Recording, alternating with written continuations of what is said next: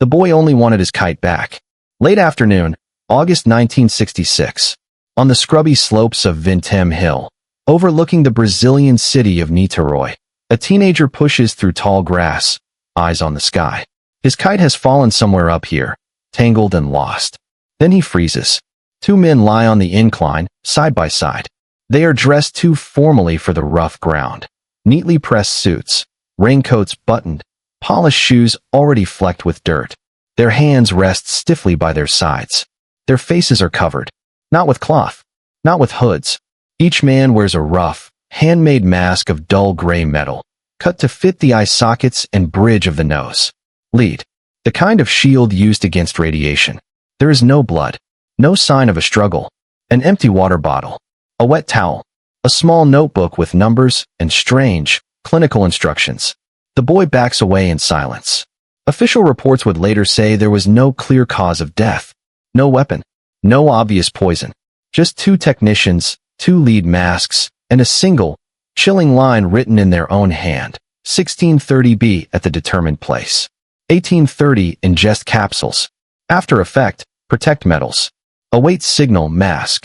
Background and context. Vintem Hill is not an isolated mountain peak. It is a modest rise of land near Niterói, across the bay from Rio de Janeiro. In the mid-1960s, it was a place where children flew kites, where locals cut across paths to reach the city below. Within sight of houses, power lines, and traffic, two men somehow died there in a way that has never been explained. Their names were Manoel Pereira de Cruz and Miguel José Viana. Both were electronic technicians from the town of Campos dos Goitacazes, about 280 kilometers from Rio. They were colleagues and, according to friends interviewed by Brazilian newspapers, deeply interested in spiritualism and the potential of electronics to tap into unseen forces. The mid-1960s in Brazil were a period of growing fascination with UFOs.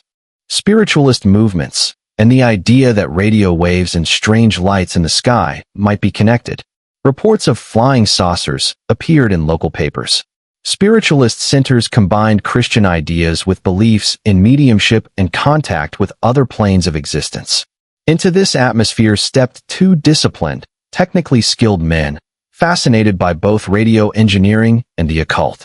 According to friends, they had once nearly blown up a workshop while experimenting with what they described as intense luminous phenomena, a kind of homemade device that produced a bright flash. They were not known as reckless criminals or thrill seekers. They were, by every official account, ordinary working technicians. And yet, on a Wednesday morning in August 1966, they left home carrying a notebook, some cash, and a plan that would end in one of Brazil's strangest unsolved deaths. Chronological storytelling. On August 17, 1966, Manoel and Miguel told their families they were traveling to Niterói to buy electronic components for their work. They took a bus from Campos dos Goitacazes, telling colleagues they expected to return the same day. Witnesses later reported seeing them arrive in Niterói. According to police files and press coverage, the men purchased two waterproof raincoats at a local shop, even though the weather was not especially threatening. They also bought a bottle of mineral water and, according to the shopkeeper, seemed in a hurry, checking their watches. Money was not their problem. When their bodies were found, a significant amount of cash was still in their pockets. Robbery was quickly ruled out. Somewhere between the bustling streets of Niterói and the rough path up Vintem Hill, the men changed course, from a day trip for parts, to something far more ominous. Investigators would later find in Miguel's pocket a small notebook. Most pages were filled with technical notes, numbers, and lists. But one page contained instructions written in Portuguese that investigators translated roughly as 1630B at the determined place. 1830 ingest capsules. After effect, protect metals. Await signal mask. No capsules were ever found at the scene. No containers. Only the water bottle, reportedly empty, and a wet towel lying beside the bodies. For 3 days, no one knew they were there. Families back in Campos dos Goitacazes grew anxious. The men had not returned. No phone calls, no telegrams. Their employers had no news. According to Brazilian newspaper accounts, relatives contacted authorities, worried but unable to imagine the truth. On August 20th, the kite-flying boy climbed Vintem Hill, following the tug of his string into the dry brush. His discovery brought police and journalists scrambling up the slope soon after. The scene, as described in police reports and press photographs, was eerily orderly. The two men lay on their backs, close together. Both wore formal suits, ties, and raincoats. Their hands rested peacefully on their stomachs or at their sides. Each face was covered with a thick, roughly cut strip of lead shaped into an eye mask, without straps, resting directly on their skin. Around them, no sign of a struggle. No blood. No disturbed earth that suggested they had thrashed or crawled. Their wallets, watches, and money were untouched. The notebook was there. So was the water bottle and the ragged towel. No food. No shelter. Just a quiet patch on a hill, hidden enough that their bodies had started to decompose in the Brazilian heat before anyone noticed. Locals gathered at a distance, murmuring. Reporters snapped photographs of the strange lead coverings, the blank, metallic stare where eyes should be. And then another layer of unease emerged from the nearby neighborhood, according to interviews published in Brazilian newspapers and later books. A local woman named Gracinda Barbosa da Cunha came forward with a story on the evening of August 17th, the same night the two men had likely climbed Vintem Hill. She and her children had been driving near the area. Around the hill, she said, they saw an intense, oval light hovering above the ground. It glowed orange, too bright to look at directly. Her children reportedly grew frightened. Gracinda told journalists that the light seemed to rise and fall, sometimes almost touching the hillside. After a short time, it shot upward and vanished. To some investigators, it was coincidence. To others, especially those already interested in UFOs and spiritualist claims, it fed a darker possibility, that Manoel and Miguel had gone to Vintem Hill not for suicide, but for contact. The lead masks, cut from sheets of metal, resembled the eye shields technicians used when working with powerful light or radiation.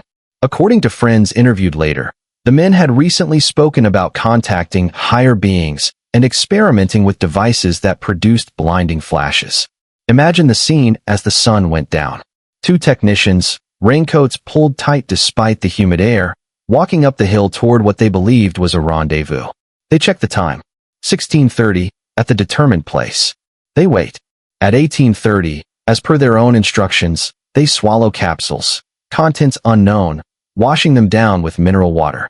Then, as the drug or poison begins to take hold, they follow the next step, protect metals. They arrange their equipment, their watches, perhaps other devices no longer at the scene. They place thick lead strips over their eyes, shielding themselves from a light only they expect to see. And then they lie down on the bare hillside, side by side, waiting for a signal they believe will come from God, from space, from some unseen plane. Only the darkness arrives. Aftermath. The official autopsy became the next mystery because the bodies had lain in the heat for days. Decomposition was advanced by the time they reached the medical examiner. Organs had deteriorated, limiting toxicological tests. According to reports summarized in later books and articles, no obvious signs of violence were found. No stab wounds, no bullets, no broken bones. The heart and lungs showed no clear evidence of asphyxiation or massive trauma. If they had been poisoned, the decay made it almost impossible to prove. The coroner could not determine an exact cause of death. The death certificates, according to accounts of the case, listed the cause as undetermined. Police investigators looked at the men's personal lives. They were not deeply in debt. Their families spoke of no suicidal tendencies. Instead, witnesses repeatedly brought up their fascination with spiritualism and what some described as scientific attempts to reach other dimensions. In their homes and workshop, officers found technical literature, spiritualist texts, and evidence of earlier dangerous experiments. In one incident, described in both police notes and later retellings, a friend was injured when a device they had built produced an explosion and bright flash. Investigators also interviewed people from a local spiritualist circle who claimed the men had spoken about receiving messages from entities and preparing for a special meeting where they might experience a powerful, blinding phenomenon. Theories multiplied. Some suggested the capsules contained a strong psychoactive or toxic substance, taken in a ritualistic attempt to reach another plane. Others thought they had been tricked or murdered, the capsules poisoned by someone else. Still others, especially among UFO enthusiasts, pointed to Grisinda's report of the strange light as evidence of something not human at all. But no fingerprints, no third-party footprints, no signs of robbery, and no clear scientific cause of death left the police file open-ended. The case gradually slid from active investigation into legend. Psychological impact for the families of Manoel and Miguel, the horror was not cinematic. It was slow, grinding uncertainty. They buried their husbands and sons with religious rites, but without closure. According to later interviews, relatives struggled to reconcile the image of disciplined technicians with the bizarre tableau on Vintem Hill. Some clung to spiritual explanations, that the men had gone ahead to a higher plane. Others believed they had been misled by dangerous beliefs or unknown individuals. For investigators, the case remained a professional scar. Some officers later described it as one of the strangest files they had ever handled. Two intelligent adults, walking calmly to their deaths under circumstances that did not fit any normal criminal pattern. Journalists returned to the story repeatedly over the decades. Each anniversary article, each documentary segment, forced witnesses and relatives to relive the unanswered questions. Vintem Hill itself gained a reputation. Locals spoke, according to press reports, of people avoiding the exact spot where the bodies had been found. UFO researchers and curiosity seekers hiked up, sometimes at night, hoping to see lights or feel a presence. For some, the hill became less a place on a map and more a symbol of human contact with the unknown gone terribly wrong. What makes the story so disturbing is not just the scene or the lead masks. It is the clinical, almost bureaucratic nature of the instructions the men wrote themselves. A timetable, a procedure, a promise of a signal. It was not madness scribbled in paranoia.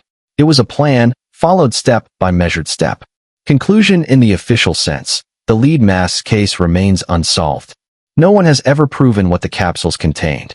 No one knows exactly what protect metals meant to Manoel and Miguel. No scientific analysis has explained why two healthy technicians, with money in their pockets and lives to return to, lay down on a hillside and died without a mark. What is left are fragments, the notebook, the raincoats, the remembered explosion in their workshop, the reported oval light in the sky, and the cold metal masks pressed over their eyes.